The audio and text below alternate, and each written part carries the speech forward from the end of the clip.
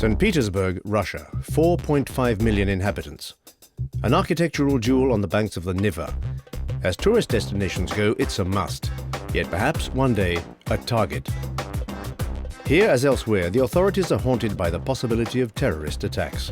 First in line in terms of sensitive sites is the metro. A dense 112-kilometer-long network with 65 stations at a depth of over 90 meters. A unique metro, but also a site that is potentially threatened.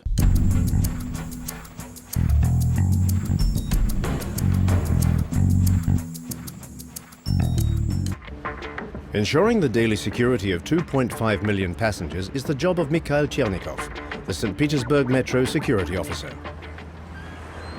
We're now entering the operations department of the St. Petersburg Metro, from where the entire system is controlled. Along with his staff, Mikhail Chernikov tracks down potential threats. And from this control room, his colleague Alexander Lupkin keeps an eye on the situation. His key tool? Surveillance cameras. There are almost 2,000 of them throughout the metro. Our main goal is to prevent terrorist attacks, but we'll also take action in a case of unexpected events and situations. For example, a fire or a natural disaster. As perhaps you know, St. Petersburg can be subject to flooding.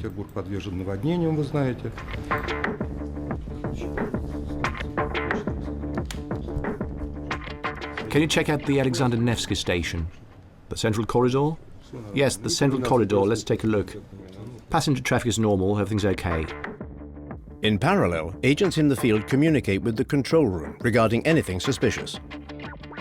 If the inspector in the field notices something suspect, he immediately warns us and we rapidly monitor the situation with our cameras. And if these people are so meticulous when it comes to surveillance, it's because they cannot forget certain images. Moscow, Domodedovo International Airport, January the 24th, 2011.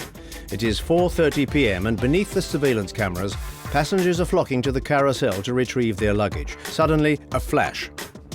A suicide bomber has just detonated a belt containing 7 kilograms of TNT. The result, 35 dead and over 100 injured. In Russia, as in the other NATO countries, emotion is running high. I'm shocked by the terrorist attack at Moscow's busiest airport.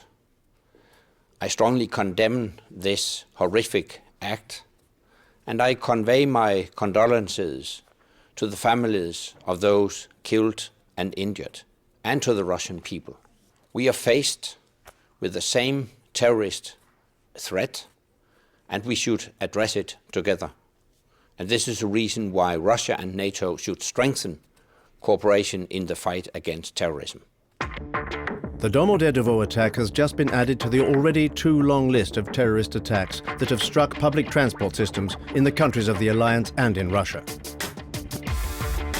Madrid in 2004, London in 2005, Moscow twice, first its metro, then its airport, Ankara in 2011. For Jean-François Daguzan, an expert on terrorism, public transportation is a natural target that is extremely difficult to protect. The more we advance into technological societies, the more our technological means, transport in particular, have become targets by which terrorists can impose their will upon us. So we have to protect these potential targets as best we can. Furthermore, what poses a real problem in terms of suicide attacks in general is how to arrest someone who's decided to take their own life. One of the priorities defined as of the setting up of the NATO-Russia Council in 2002 was how to combat the terrorist threat. A determination reaffirmed in 2010 during the Lisbon summit, epitomized by the strengthening of scientific cooperation in the civil domain. Its key goal, to design an innovative tool to detect explosives in public places, codenamed Standex. The system has been jointly designed and developed within the framework of the NATO-Russia Council by a consortium of French, German, Italian, Dutch and Russian laboratories and companies. With regard to financing, it is taken care of by all NATO members via the Science for Peace and Security program and by national contributions from the French, US, Turkish and Russian governments.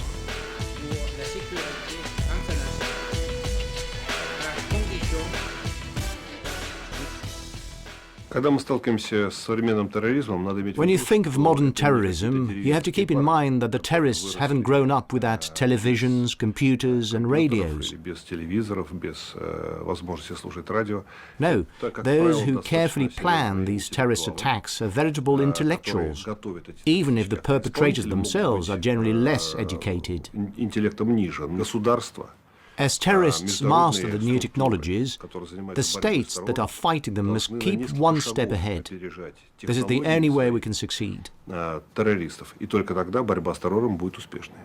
For Jamie Shea, Deputy Assistant Secretary General for Emerging Security Challenges, Standex is the perfect example of this technological battle. It's a new, very advanced technology which will allow authorities running mass transportation systems such as metros to be able to detect at a distance suicide bombers or people hiding on their person explosive devices.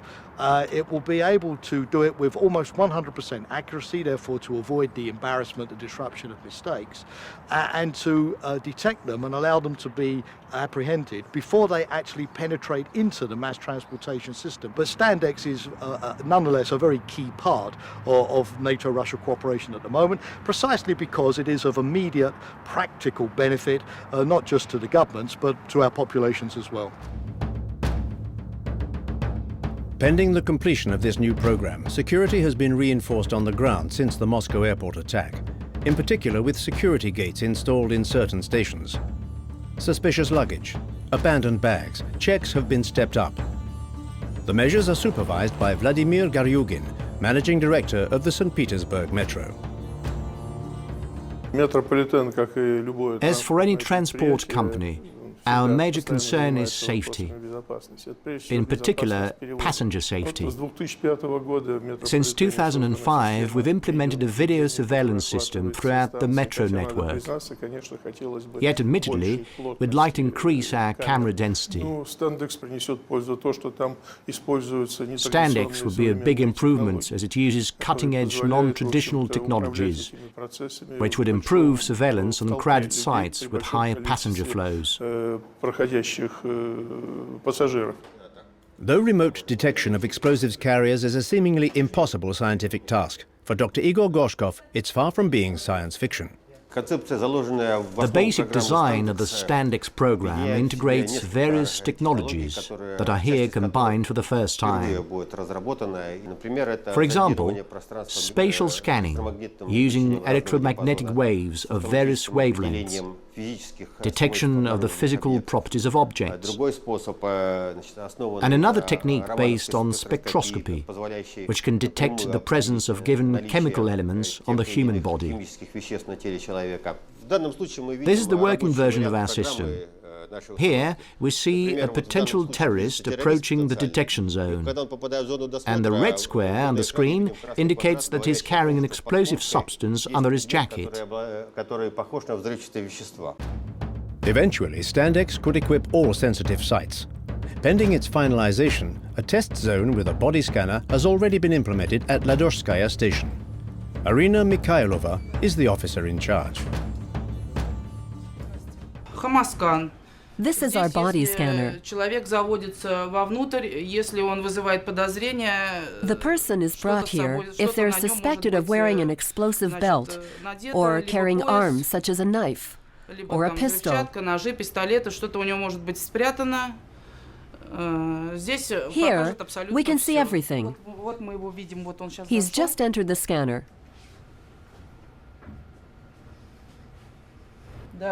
And everything is visible.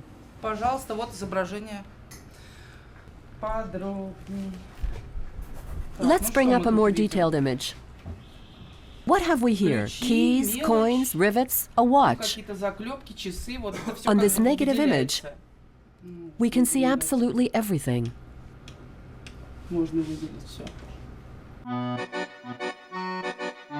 The next phase of the Standex program will be the implementation of a full-scale test planned for 2013 in the Paris metro. It will be a decisive stage in this project in the hope of keeping major urban centers free from future terrorist attacks.